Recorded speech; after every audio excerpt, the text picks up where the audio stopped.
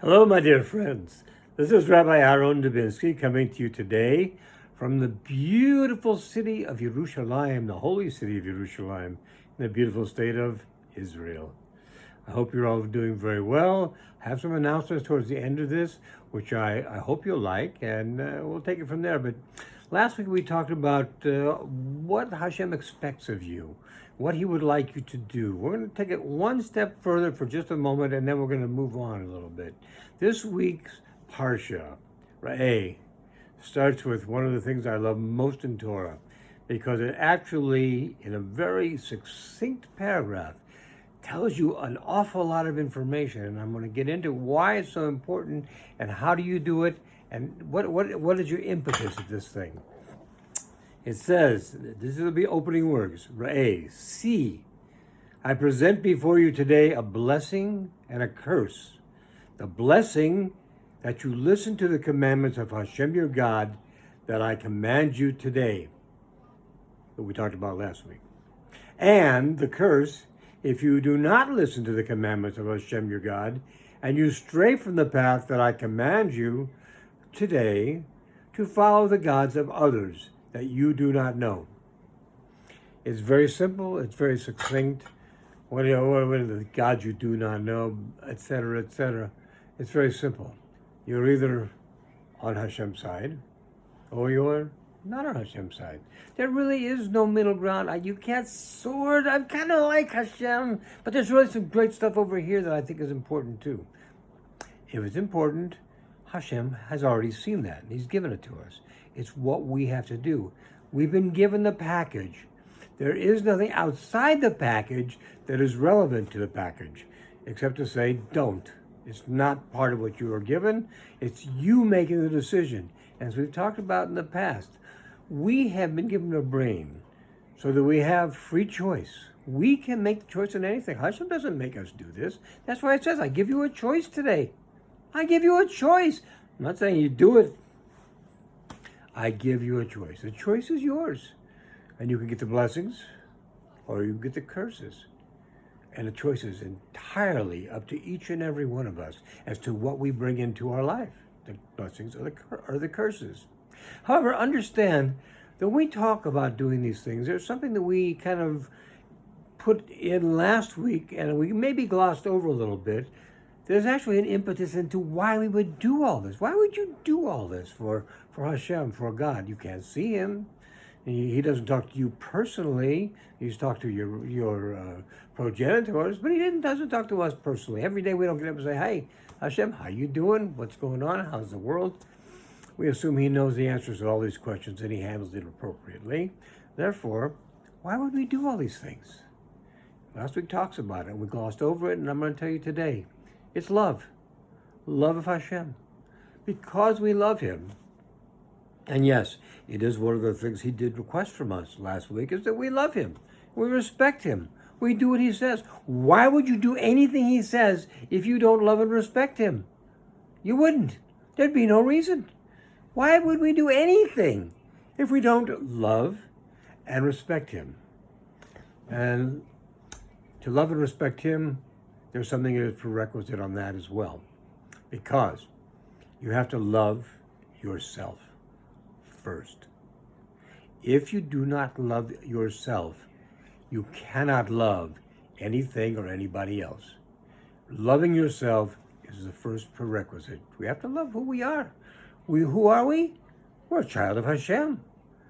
We are the son or daughter, the children of the creator of the universe. Wow. Can you get a higher position than that? Unless, of course, you were the creator of the universe, which we are not. That's as high as you can go, the child of the creator of the universe. And as much as we love our children, and our parents loved us, and their parents loved them, understand this, that we are, for all intent and practical purposes, parents to the children we have, etc., etc., etc., all the way back. However, at the end of the day, all of us, you, me, our parents, our grandparents, our great-grandparents, all the way back to Adam, we are all the children of Hashem. Therefore, He wants what's only the best for us. How could you not love somebody for that? Someone who wants only the best for us, and actually has the power to give it to us if we are deserving of it, if it is something that is important in our lives, and he does this all the time. Most of you can give me examples in your own life where this has happened to a greater or lesser degree, but it does happen. So the good thing about this is once you learn how to love yourself, now you have the gift of love. It's the only gift I can think of. And if I'm wrong, you feel free to tell me. The only gift I can think of that the more you give, the more you have. Money doesn't work that way. You give money, you have less money. You give things, you give more things, you have less things. Not love. The more love you give, the more you have. How do you have a lot of friends? How do you have a lot of people who love you? You love them. My father, Rabbi Shalom, used to always say, you want to have a friend? Be a friend. And it's really very simple. We need to be able to understand we are put here in this world. It's a world of love. Love is what brings the world forth. Without love, and by the way, while I'm on the subject, you need to understand, as I've told you before, there's perfect balance in the universe.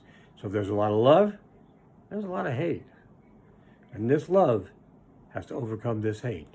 And eventually it will, because remember, the guys in the white hats always win. So the more love you have, the more love you give, the more you have, and the more you give, and the more you have, and the more you give, and it just winds like a spiral up. And that spiral goes, where does that spiral go? It goes directly to Shemayim, goes directly to Hashem, to the creator of the universe. He sees it, and he's proud of us, because we are like him. He made us in his image, and we are like him. He has love for us. We have love for each other. It's like in your family, if you had siblings, and your parents told you, don't you fight with him or her. That's your brother, that's your sister. It was a big edict in our family, and a big edict in a lot of families, I'm sure. So you have to look at this as how important it really is. The good thing about it is the more you give, the more you have. And everybody looks to me and they say, Rabbi, the problem is there's so much to do. How can I do this? I'm only one person. There's 7.5 billion people on the face of the earth. How could I do this? It's not enough. I'm not enough. Well, you're partially correct. In and of yourself, in and of ourselves, we are not enough. We need more than that. But I want you to consider something. And you've probably thought about this before. If someone hasn't brought it up to you, you may have thought about it on your own.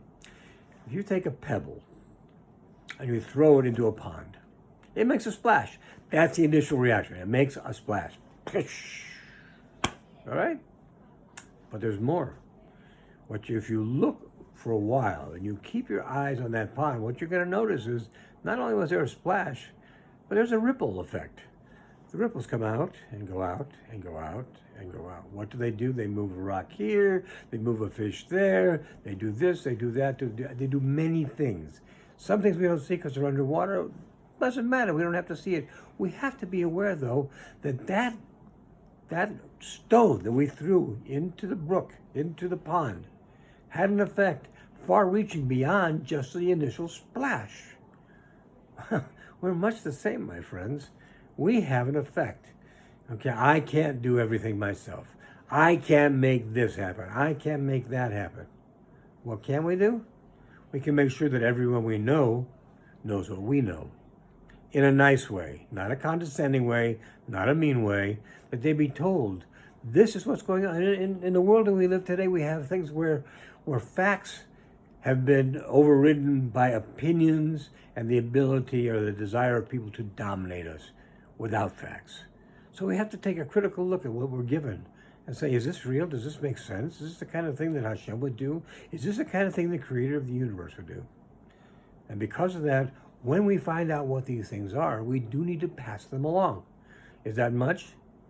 It could make all the difference in the world, because I tell you, you tell her, she tells him, they tell 6 other people, and sooner or later it gets to somebody who's really in a position to do something, or several people who are really in a position to do something.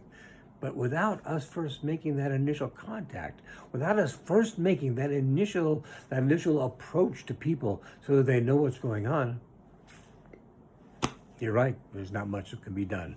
So let's remember how important we are and what Hashem has given us and what we can do for it, and the very, very strong power of love. That's a good title for a song. And how the power of love is so great because the more we give, the more we get back. Now, I'm going to do some things over the next several months, which are going to be a little bit of a change for us. I'm working with some people at a thing called Project Care. It was originally started by Dr. Zev Balin, who was of Breslov, Israel. Some of you may know him by reputation. Some of you may know him personally. Dr. Balin was a fine psychotherapist and a great rabbi, and he unfortunately was niftar in January, so he won't be with us anymore. But his Rebbitzin has asked us to continue his work with his Project Care website. So I'm going to give you the site address now, and I'm going to give it to you again at the end. Hopefully I'll remember. And it's important you do this because there's going to be more available there than what we have here.